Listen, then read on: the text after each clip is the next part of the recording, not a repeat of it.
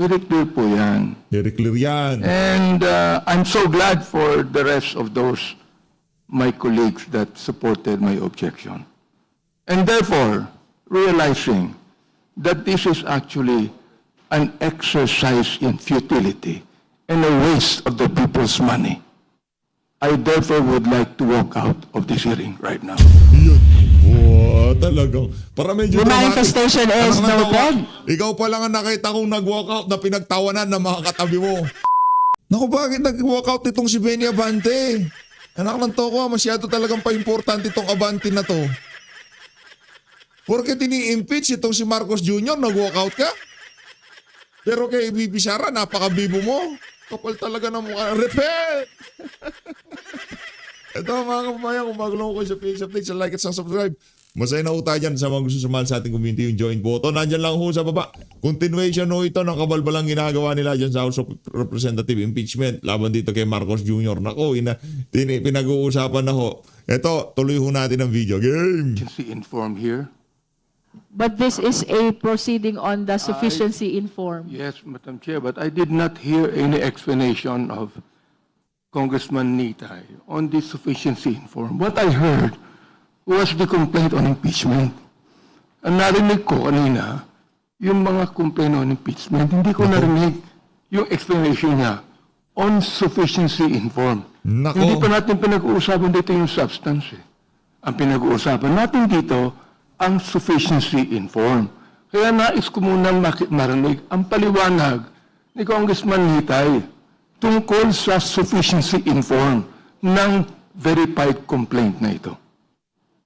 While the pronouncement of Representative Nisay is quite limited as to sufficiency in form, the chair heard it loud and clear when he said that the complaint of De Jesus is compliant with respect to sufficiency in form, and he made mention as well about the verification, unless Representative Nisay would like to make an additional manifestation. Madam Chair, generally, a complaint is sufficient in form if it meets the formal requirement on its face. Sa ilalim ng rules, ang complaint dapat ay katulad ng nabanggit nyo kanina, verified under oath by the complainant through an affidavit stating that he has read and understood the contents of the complaint and that the allegations therein are true and correct based on his personal knowledge or authentic documents. So lahat po ng yan present naman sa ating complaint. Therefore, I am manifesting that the complaint is sufficient in form. Thank you, Madam Chair. Bishop, I hope that satisfies the Honorable Abante. Any other member who wishes to comment on the sufficiency in form? Because otherwise, we will be proceeding to the determination of sufficiency in form of the second complaint. That is the Masa et al. Complaint. Madam Chair, The Honorable Congressman Ridon is recognized. I just wanted to be very clear on the topics of personal knowledge and authentic records, because for the record, I understand that in previous impeachment cases, the question of personal knowledge or authentic records is the crux on the sufficiency in form question. So I just wanted to know from the endorser whether or not the complaint is based first on personal knowledge or actually authentic records. Madam Chair. The Chair wishes to remind the committee members that our determination of form and substance should be confined in the impeachment complaint itself. As to whether or not it is indeed based on personal knowledge or authentic records, we will be proceeding to that on the proper time. But for the purpose of determination of sufficiency in form, what we're looking at right now is whether the verification is properly written, which means it has to include personal knowledge and authentic records. I submit, Madam Chair. May we flash on the screen for the benefit of those who wish to see the impeachment complaint. This is the verification part. Can you please zoom?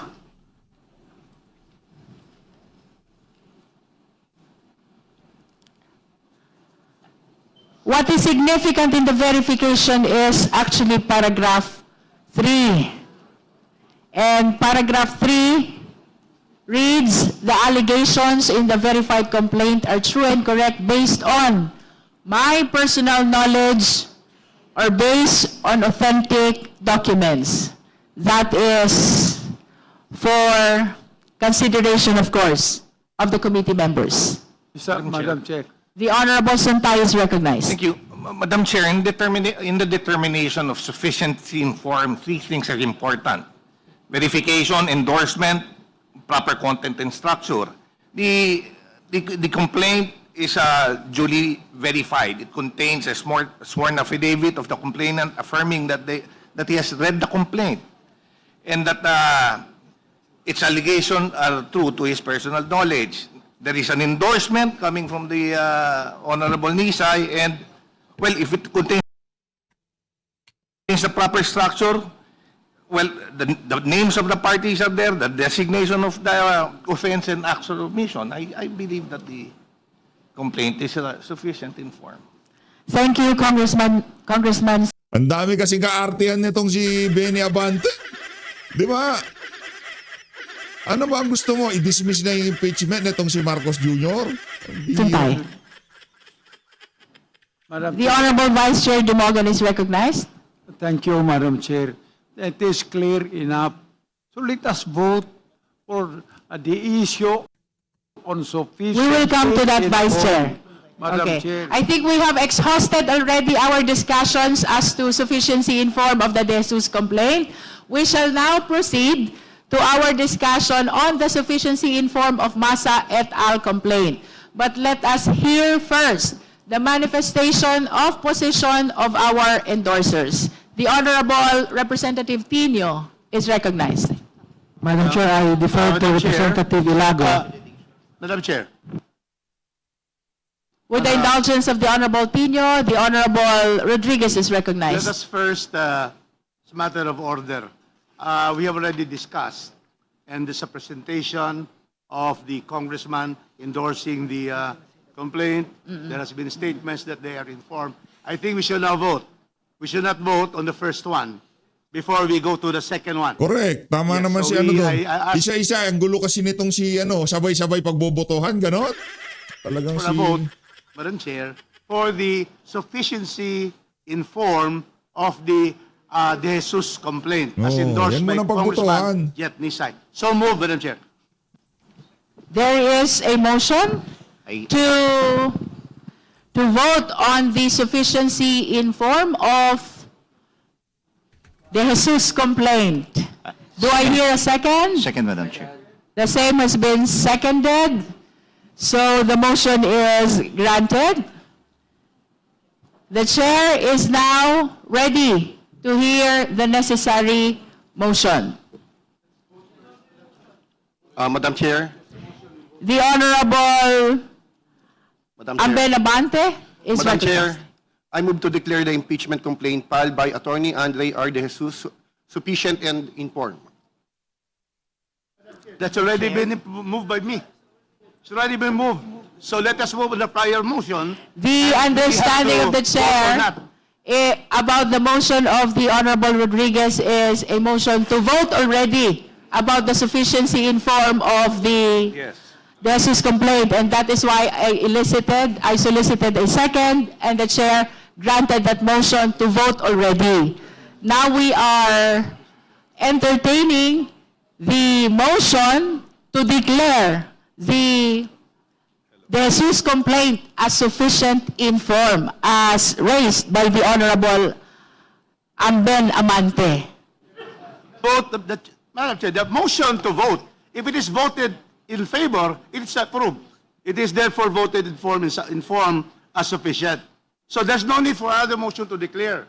Because I have already moved to vote, and with that vote, it will result on either its referral back to the Secretary General because it is insufficient in form, or it is approved, it is sufficient in form, and we proceed to the next step. Thank you, Madam Chair.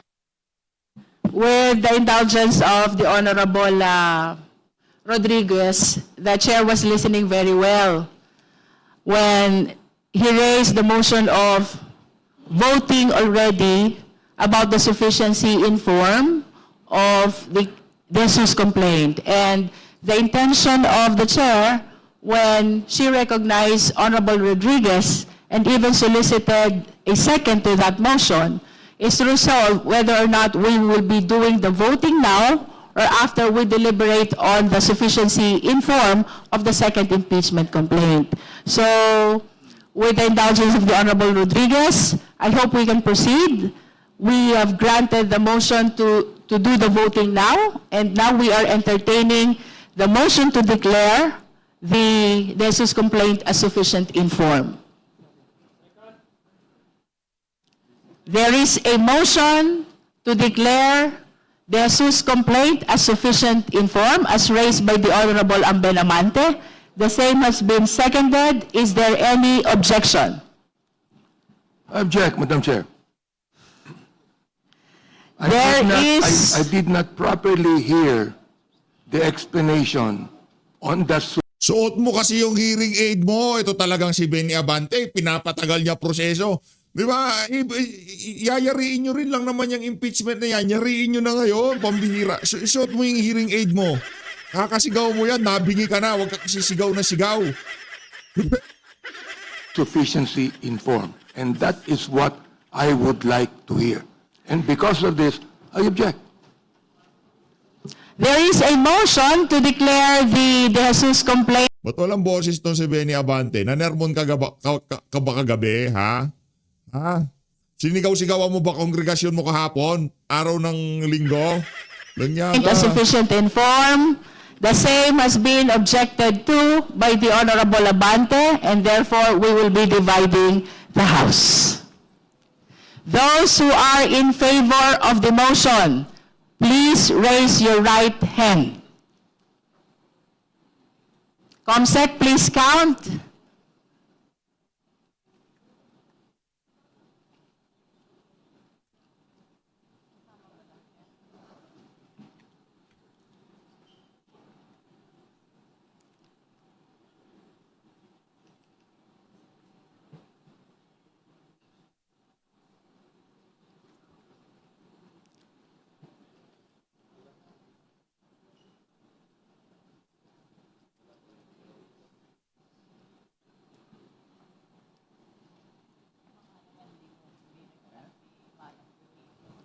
All right, did we get the number? Those who are not in favor of the motion, please raise your right hand.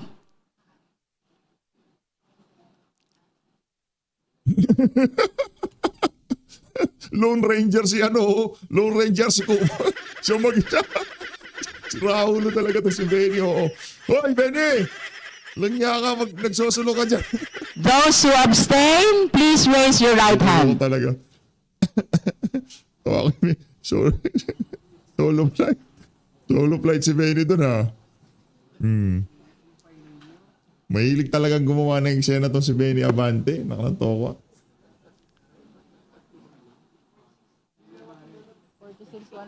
46 in favor, 1 objecting, and 1 abstaining.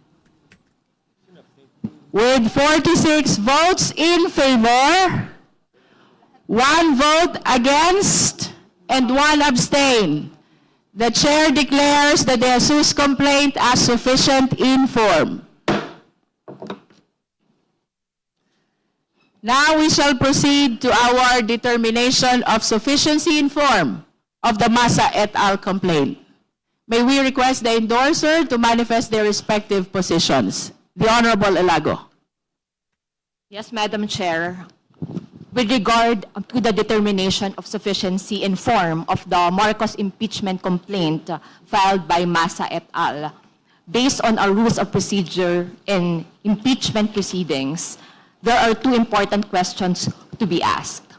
Number 1, is the complaint verified and endorsed properly? And second, is the complaint subscribed and sworn to by the complainants before a notary public? The answer to both questions is yes, Madam Chair. So it is the position of this endorser, these endorsers, that this verified complaint filed by Massa et al. Is sufficient in form. Thank you, Madam Chair. Thank you, Honorable Ilago. We would like to acknowledge the presence of the Honorable Milagros Aquino Magsaysay. For the guidance of everyone, the committee is counting the vote of only the members and the ex officio members and those who, the non-members who were deputized. Again, justice members, ex officio members, and non-members who were deputized by ex officio members. That's for the guidance of all the members. We have concluded on the manifestation of position of the Honorable Ilago. May we hear the manifestation of the two other endorsers? Madam Chair. The Honorable Tin is recognized. I have the same manifestation, so that will suffice as far as Thank I'm you. concerned. Thank you. I have similar manifestations, Madam Chair. Thank you. Thank you, Honorable Ko. Now we will be listening to the comments of the members of the Justice Committee. Madam Chair. The Honorable Janice Digamo is recognized. Madam Chair, as stated in the endorsement of the impeachment complaint, there are 36 Filipino citizens who filed the complaint composed of leaders and members of different organizations from the marginalized and underrepresented sectors. So it is my humble submission that the impeachment complaint filed by Lisa Massa and 35 other complainants complies with the requirement as to who can file an impeachment complaint. Under the Constitution and the House Rules of Procedure in impeachment proceedings, an impeachment complaint may be filed by any member of the House of Representatives or by any citizen upon a resolution of endorsement by any member thereof. Ito matindi, di ba? Nagurgur yung asawa nito, maya-maya, naging congressman siya, palakpakan, anak ng towa. Oo. Kumusta na yung ano? Yung lagi mong katabi nung umiiyak ka nung nagurgur yung asawa mo. As to the Isang personality taon na rin ata, no? Ilang taon na ba mula nung nagurgur yung asawa nito? Sindiga mo. Pambihira. Ano yan eh, typical Filipino politics. Ginagawang stepping stone yung mga nagurgur na asawa para maging makahawak ng pwesto sa politika. Si Cory, stepping stone. Ay, si Ninoy ginawa si Cory ginawa si ito naman si Digamo, asawa niya, tapos naging congressman siya. Kaya pagka naging ganyan, nagpatuloy yung mga ganyang klaseng mentalidad ng mga Pilipino, malabong manalo ang ating mga kababayan. Pero ibang usapan pagka Duterte, anak ng tawa, magurgor o hindi magurgor si Tatay Digong doon, makalaya si Tatay Digong. Ano sabi nito si Atty. Rowena Gonzon? Magiging presidente si Vice President Sara Duterte. of the respondent, the President Promise is yun, among promise.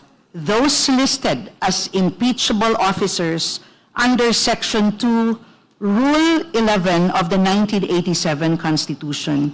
It states that the President, the Vice President, the members of the Supreme Court, the members of the Constitutional Commissions, and the Ombudsman may be removed from office on impeachment. This constitutional provision is reiterated under Section 1, Rule 1 of the Rules of Procedure in impeachment proceedings by the House of Representatives. Thank you, Madam Chair. Thank you. May we hear from any other member? Madam Chair. The Honorable Po is recognized. Madam Chair, I want to bring up 2 points in terms of the form. First and foremost, I want to point out that as stated by... Honorable Po, kindly speak closer to the microphone. Sure. Madam Chair, so I would like to point out 2 points. First and foremost, as stated by a Congresswoman, Sara Ilago, they did actually have their complaints signed and verified, and to make sure that this is true and correct based on their personal knowledge or based on authentic records po. And this is not filed, to be clear, this is not filed to harass or cause any unnecessary delays. This is also important in verifying the documents. Second point that I want to bring up, and this is something that I think our fellow Filipinos should also take note of when it comes to our rules, importante at mahalaga na meron tayong miyembro ng Kongreso na mag-endorse po dito sa complaints. Dito sa MASA complaint, we have Representatives Tino, Sara Ilago, and of course Congresswoman Ko as the endorsers, making it a proper endorsement. This endorsement was also filed on January 26, 2026, and it was subscribed before the Secretary General, meaning she was present during this filing. And these are all important provisions which make it a verified document. And I would like to point out that in terms of the form, these seem to be all complete. Thank you, Honorable Po. Other observations from the members? Honorable Chua? Thank you, Madam Chair. Madam Chair, we've been talking about verifications and oath, but hindi naman po natin pinapa-identify yung signature. So I think that is very important because maybe later on, baka biglang itanggi yung signature. May I ask, Madam Chair, if the complainant or complainants are present in today's committee hearing? Madam Chair. The Honorable De Lima? Thank you. I think it's unnecessary because there is a presumption of authenticity of signatures unless someone or anyone questions it. Then it becomes an Kini-question na nga ni Joel Chua, baka daw maya-maya itanggi ng mga pumirma dyan. Go talaga. Ito talagang si Aling Saba. Oo, tanongin niyo lang, sa inyo ba pirma to? Sa inyo ba pirma to? Tapos ang usapan, para wala na maraming cheche-bureche. an issue, then that would necessitate Ginugod time na naman ang sambahin ng Pilipino. affiant or the signatory to confirm or not his or her signature. So that is unnecessary. And Honorable Chua? Yes, but I think that is very important. Why? Because we are talking here of the sufficiency in form. And one of the very important in the form is the signature itself. Otherwise, baka later on biglang itanggi, paano po yun? And in fact, there are several instances na sinasabi, hindi kanila yung signature. So have we also invited the notary public? Wala rin naman po dito yung notary public para mag-verify na humarap po sa kanya talaga yung tao. So if we are talking here of sufficiency in form, hindi po ba ito mahalagang tanong din? But of course, I will submit to the wisdom of the body. The Honorable Sintay? yes, Madam Chair, I think that would be simply answer the complainant who also endorsed the verified complaint for impeachment at present. And they actually sponsored it. So the authenticity of the signature is easily verified by just asking them. And because they're present, I believe that they're affirming that it's their signature. While we recognize the point of the Honorable Chua, let it be known that only the members and the endorsers were invited in today's hearing. As mentioned earlier by the Honorable De Lima, the determination of form and substance are preliminary. The hearing proper will be happening on the later part of our proceeding after we have concluded on the determination of form and substance. No? We recognize the significance of the opinion and observation of the Honorable Chua, but nevertheless, let us confine ourselves to what appear in the impeachment complaint. Madam Chair. Madam Chair. The Honorable Rodriguez? Yes, the complaint of Masa et al., my good friends, former Congresswoman Masa and also Congressman Casino, is not sufficient in form. If you read the complaint, it is not a verification after the complaint, but a jurat. It says subscribed and sworn to. This is not the verification that is required under the Constitution, under our rules. Can you kindly take a look? Can you show there? Yeah, may the we end request of the the complaint? Secretary to flash It the is a complaint. jurat, subscribe and form. There's no statement here about a verified complaint. Madam Chair, the copy that I have... The and I Honorable guess- De Lima. Sorry. Thank you, Madam Chair. The copy that I have, and I guess the other members would have that, really contains a verification page. Kindly speak closer to the microphone. Ito naman si Dilima, pero kung sabalang yan, mabilis pa sa alas 4, yung bunganga niyan, malapit na. Porket Mike yung pinapalapit ayaw, pero pagkasaba, mabilis. I see that there is a verification verification. page alleging the necessary facts there in accordance with Section 3, Rule 2 of the Rules of Procedure in Impeachment Proceedings, that it is the complainants read and understood the contents thereof, and that the most important, the allegations therein are true and correct of our personal knowledge or based on authentic records and documents. That is the needed allegation or averment in a verification. The number 4 and number 5, not necessary anymore. It's actually required in the certification. So if it's a verification and certification requirement, then we can consider number 4 and number 5. But for purposes of verification, under the rules, it's only about that the allegations are true and correct of our personal knowledge or based on authentic records and documents. I see it here. There is a verification duly signed by all the complainants. The Honorable Rodriguez. I have read that. It is after the verification of the endorser. But if you will read here, verification, signature, there's no notarization. No notarization of the verification itself. I oppose those two. Because I have read this for the past week. And Kindly flash the certainly we complaint. wish to hear it, but if it is insufficient in form, it cannot go. So look first at the jurat. At the end, verification should be at the end of the complaint.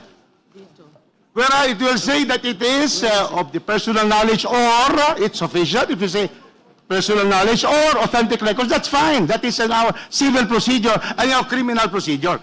But here, if you will see the verification, Mr. Chairman, Madam Chair, the verification has no signature of a notary public. So there is no sufficiency in form. The verification which is attached to the endorsement, there is none. There is no notarization.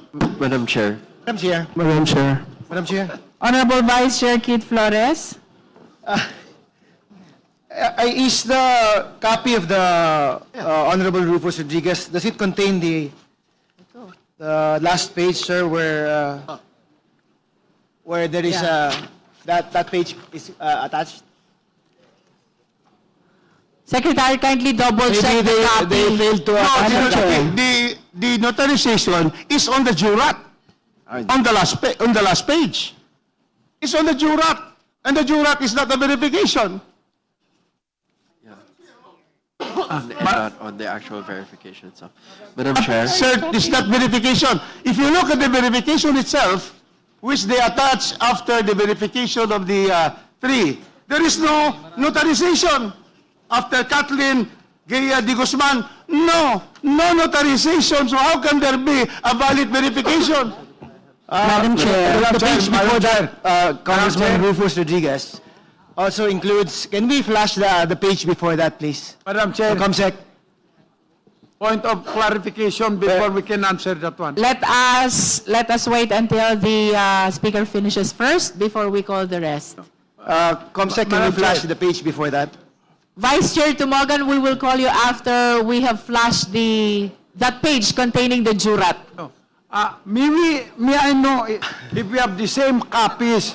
Because We are supposed to have the same copies, but nonetheless, if that we are is so- flashing this page on the screen that contains the jurat. because if Yeah, that's right. Subscribe and so on too. Yes. That is the jurat. It's not a verification. Go to the next page. It is notarized, correct? Go to the that is next page. correct. That's why I'm asking. Do we have the same copies? Yes, I If think we the have the answer same. is yes, then Congressman Rodriguez. We're supposed to have the same copies. So therefore, there is Only no jurat. There's no, It's not a only jurat. So verification. therefore, there is no sufficiency in form. Pambihira. Yan. Diyan pa lang mga kababayan, makikita na natin na walang kaayusan yung House of Representative na yan. Di ba, anak ng tokwa, ngayon kayo nag-uumpisa. Anak ng tokwa, meron pa ba kayong ibang pinag-uusapan na impeachment? Meron pa ba kayong ibang pinag-uusapan na mga complainant? Iisa lang naman. Natural. Magkakaparehas ang hawak-hawak ng mga dokumento. Mga saraw. Talaga to. Lalakas ng mga tama nyo. The chair examined the copy of the complaint, but prior to this jurat, there is a verification signed by the complainants. Yes, but no notarization. Therefore, it is self-serving. It's not public record. It is not something to bind us. Because there is no, after the signature. We will be suspending to check the copy of the Honorable Rodriguez. Okay, itong kopya ko. There is no signature.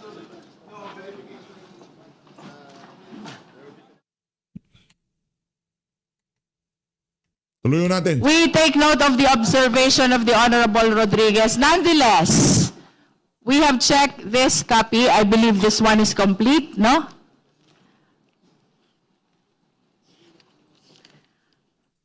At the end of the complaint, there is verification. They were signed by the complainants. It is 2 pages because they have a lot of complainants, more than 32. And then after the signature of the complainants, we have the jurat. The jurat is supposed to be the oath to the verification. And then the names and the identification of the complainants. And then on the last page, the administering officer of the jurat, the notary public. I hope this satisfies the Honorable Rodriguez. Madam Chair, we really would like your impeachment complaints to be heard. But the first requirement in the Constitution and our rules is sufficiency in form. If we will go back again, after the complaint, there is a verification. The only that was where it is signed. But there is no notarization on that. And then it goes to the jurat. The jurat, there are no signatures, and the jurat was the one that was notarized. It really is a lack, is insufficient in form. We cannot proceed with a complaint where the verification is not notarized, and its jurat has not been signed, and it is the one notarized. So we have to stick to legal rules, Madam Chair. In the rules, our rules on criminal procedure apply supplementarily. So there can be, it's just like a complaint which is not signed and not properly identified and verified. So therefore, it's clear. If you flash again, I would like to have this flash, Madam Chair, so that everybody will know, including the public. Can we go to the verification Madam Chair, after the complaint and then the jurat and the signature? Because it is, we are lawyers here. We are trying to have the legal proceedings in proper order based on the law. Madam Chair. The Honorable Arisa is recognized. Madam Chair, if you will look at the first complaint, it's the same thing. Correct. Yung verification po, hindi notarized. Yun lang pong jurat ang notarized. It's the same thing. It's not the same thing, Mr. Chair. It's the same thing. To answer, Madam Chair, it's not the same. It's the same thing. This is the copy. Yeah, it is verification and then the signature of the notary public. You see? It is different. No, there's no notary public. In my copy, there's no It notary. is Ana, Patricia, Ana, is as in Beloso, Ana, Patricia, Chua. Yes, It's page 13 and Madam 14. Chair. Page 14. Yes.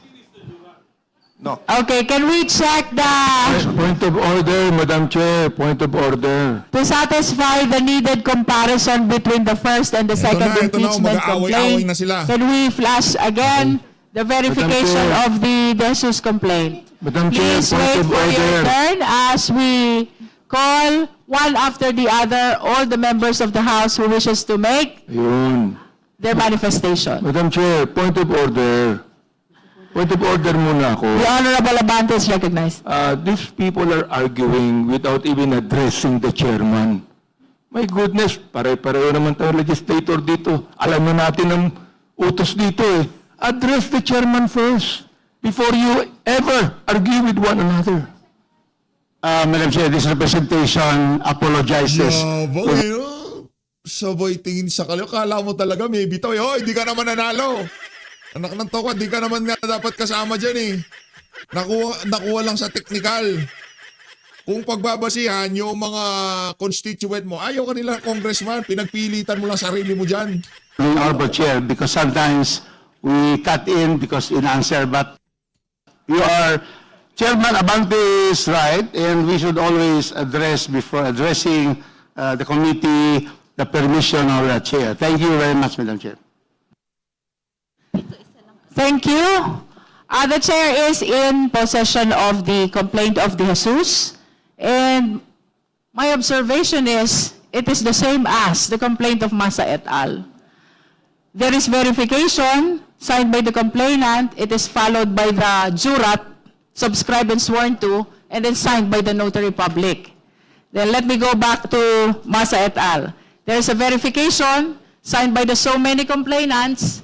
After the 2-page signature follows the jurat, subscribed and sworn to, and then at the end of all the names and identification cards, identification of the complainants is the signature of the notary public. Madam Chair, short manifestation, Madam Chair. The Honorable Vice Chair Garbin is recognized. I confirm your findings on the verification of the Masa complaint. The verification, as together with it, the jurat, would yield the same date, Madam Chair. It was verified and signed by the complainants January 22, 2026. The jurat also yield the same date, January 22, 2026, Madam Chair. I submit. Thank you. Well, everybody's observation are being noted by the committee, but anyway, we will be proceeding to vote later on.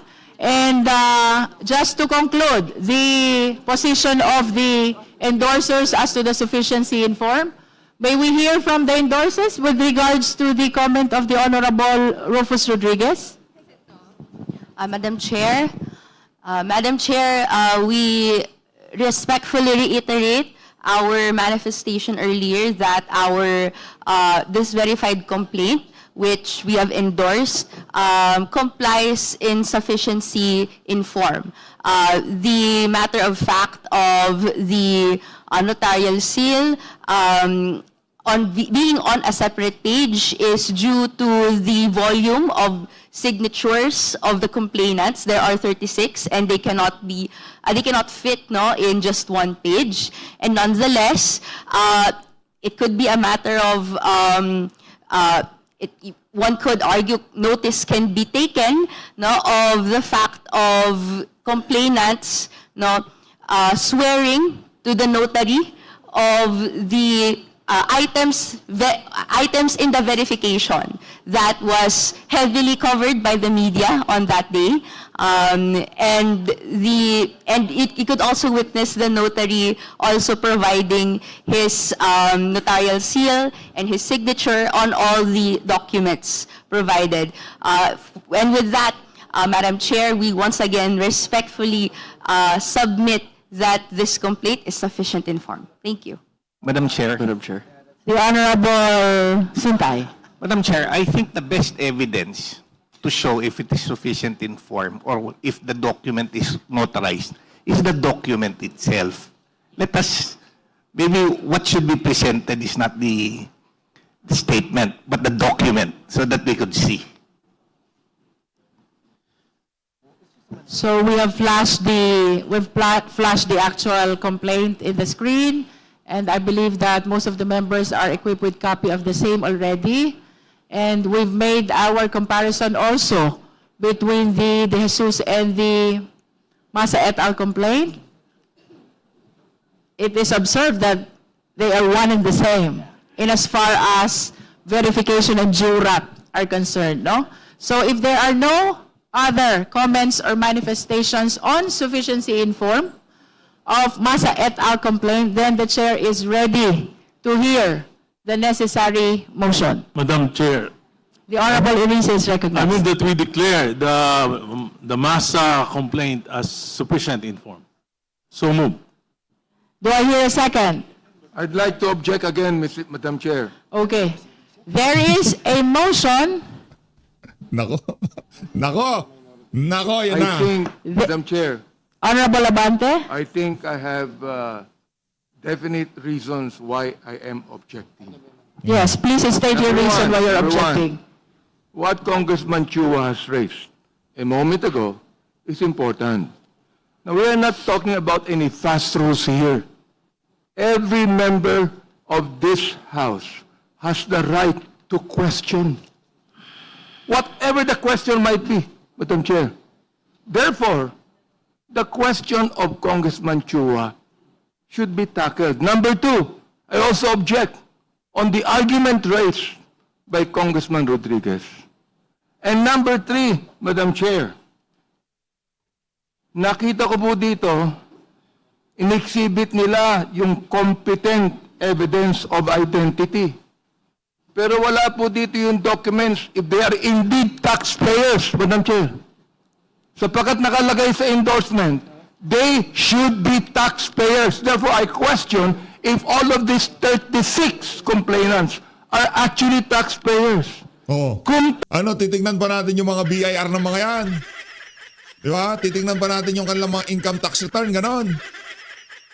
taxpayers yan, dapat mag-submit ng document yan dito na sila ay taxpayers. If indeed wala, therefore, insufficient ang form. Oh, magaling to si Benny Boy. Lahat ho, pati yung teknikalidad na dapat taxpayer, yaman. Kapal na mukha nito mga to. Huwag nyo na kasing itong si Benny Abante talagang dapat ang presidente forever si Marcos. Kung maaari lang, huwag ma-impeach si Bangag, di ba? Na pinapaliwanag dito. And therefore, Madam Chair, I object. We are noting the explanation of the Honorable Abante with regards to his objection. Nonetheless, we shall be proceeding to vote on the sufficiency in form of Masa et al. Complaint. There is a motion to declare Masa et al. Complaint Point of order, sufficient in Madam Chair. form. Point of order, sir. The same has been objected to. Point of order. Those who are in favor, we shall now divide the House. The Honorable Ridon. Who has seconded the motion, Madam Chair? Who has seconded? It hasn't Who been seconded. It's Comnoy Defensor. Because I heard a lot of second. Okay. So we shall now divide the House. Those who are in favor of the motion, please raise your right hand.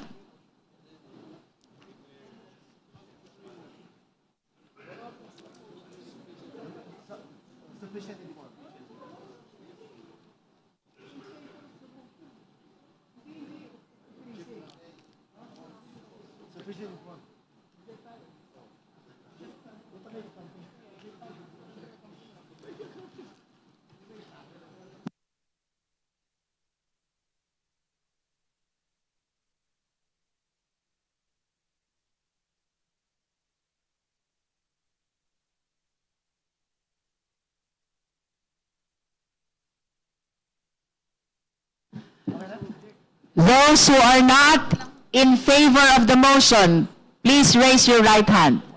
Continue.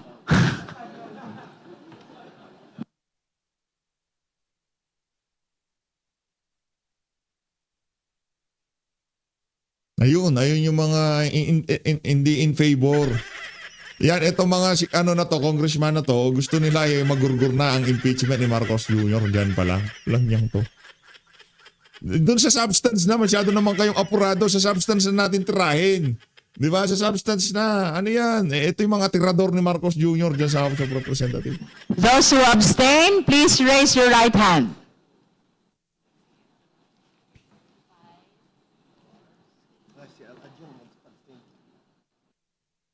Comsec, the vote, please.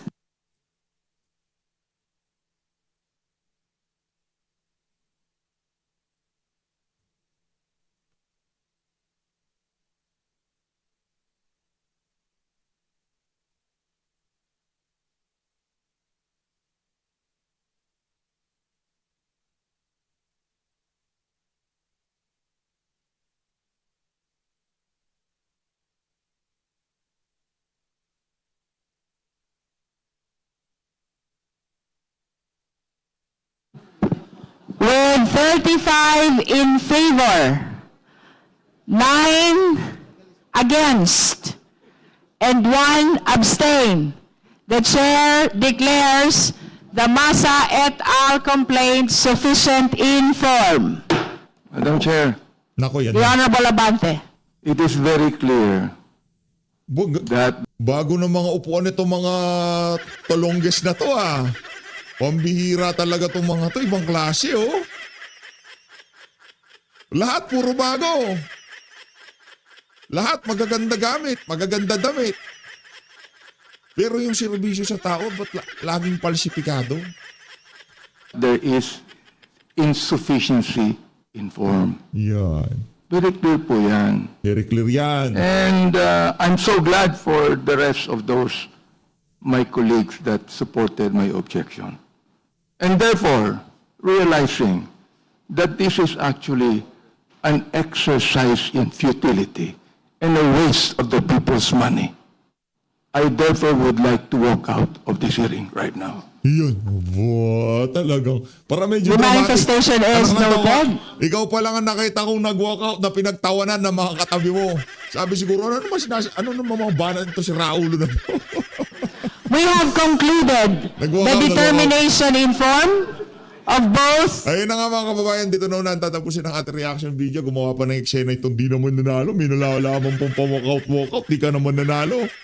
Yun natin Pilipinas. Maraming salamat mga kababayan.